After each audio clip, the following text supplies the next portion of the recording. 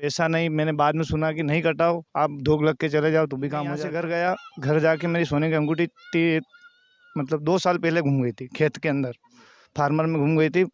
यहाँ से जाने के बाद 1 महीने के अंदर ही मिल गई वो।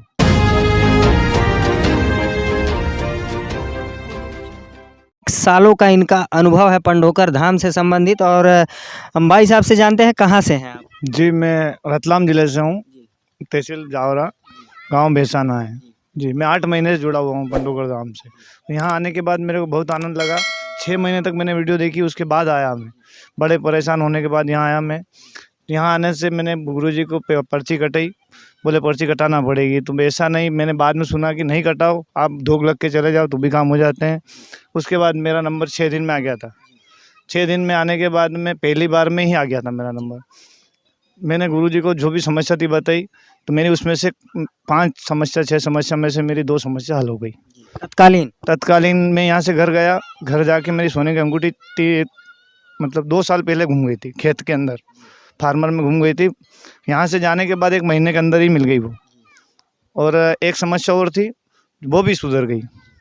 और यहाँ आने का मन, चाहे मैं नहीं करूँ तो भी आने का मूड हो जाता है, ऐसा धाम है। और यहाँ पे पैसे लेने का कोई भी पंडित वगैरह कहीं कोई कुछ नहीं बोलते हैं, कोई किसी का आपसे पूछते भी नहीं समस्या क्या है, मेन बात तो ये है।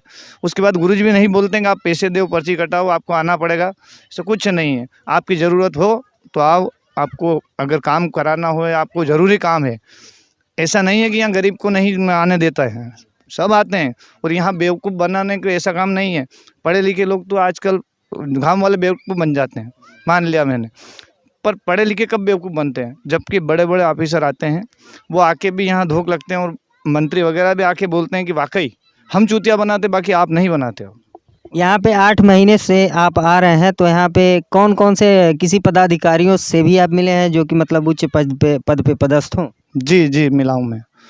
तो मेरी उनसे तो कोई बात नहीं हुई, पर उनके जो भाषण वगैरह मैंने बातें सुनी, उससे मेरे को अच्छा लगा कि जो पढ़े लिखे लोग भी है, वो बोल रहे थे कि मीडिया वाले तक भी बोल रहे थे कि हम नहीं मानते। उसके बाद वो मीडिया वाले भी मानने लग गए कि हाँ गुरुजी यार गलती हो गई। वो भी उठक बैठक लगाना चालू कर दिया उन्होंने। अभी तक पंडोखर धाम से संबंधित आप 8 महीने पहले से आ रहे हैं और 6 महीने उसके पहले से वीडियो देख रहे हैं, तो वीडियो में कहीं ना कहीं आपने इन्वेस्टिगेशन तो किया होगा कि पंडोखर धाम सच्चा है या फिर यहाँ पे कोई भी ऐसा कार्य नहीं होता है जो वीडियो में दिखाया जाता है। क्या आपको लगा? मैंने ये देखा कि 6 महीने तक उसको देखा, तो 1 महीने तक तो मैंने बोला कि यहाँ से नहीं, वहाँ से चूतिया बना रहे हैं, झूठ बोल रहे होंगे, ऐसा होगा वैसा होगा। जब मैं आखिर में ये यहाँ से आदेश हुआ मेरा, मैं आ गया। आने के बाद मेरे को यहाँ लगा कि मैंने जो वीडियो में देखता हूँ उससे भी ज़्यादा अच्छा है। और जिस दिन से मैं आया था उस दिन से गाँव में कच्चे मकान थे, और अब मैं देख रहा हूँ कि यहाँ की उन्नति होना चालू हो गई। और गुरुजी पैसे ले रहे हैं तो यहाँ धाम बना रहे हैं, और धाम बनाएंगे तो धाम भी ऐसा बनेगा कि विश्व में ऐसा धाम शायद ही कहीं हो। ऐसा नहीं कि कहीं नहीं हो, पर ऐसा कहीं कहीं हो। बस इतना बढ़िया लगा मेरे को।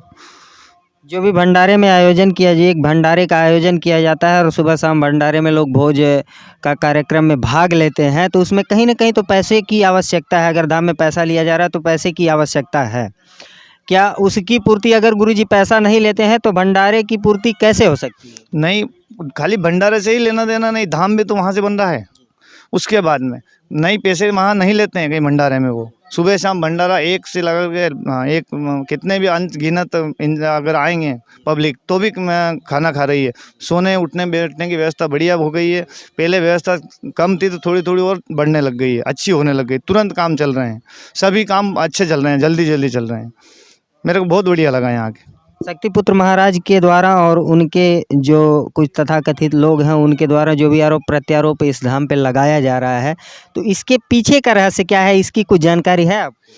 जी, इसमें तो एक दूसरे को करते हैं, पर उनका गलत सोच है। वो भड़काने की कोशिश करेंगे पब्लिक को। पब्लिक नहीं जो यहाँ आएगी ना, जिस गांव से भी एक आदमी भी आ गया है तो उस गांव वाले पूरे बेवकूफ़ नहीं बनेंगे कि हाँ वो गलत है। ऐसा नहीं होगा। जैसे मेरे गांव से मैं आया, मैं गांव का आदमी हूँ।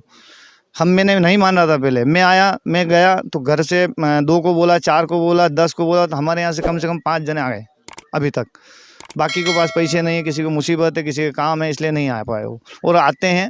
अब की बार भी मैं आया, 5 टिकट बुकिंग थे रेलवे के, तो 5 के कोई किसी को ज़रूरी काम आ गया तो 5 टिकट खाली सीटें आई, तो 5 मैं सो के आया हूँ।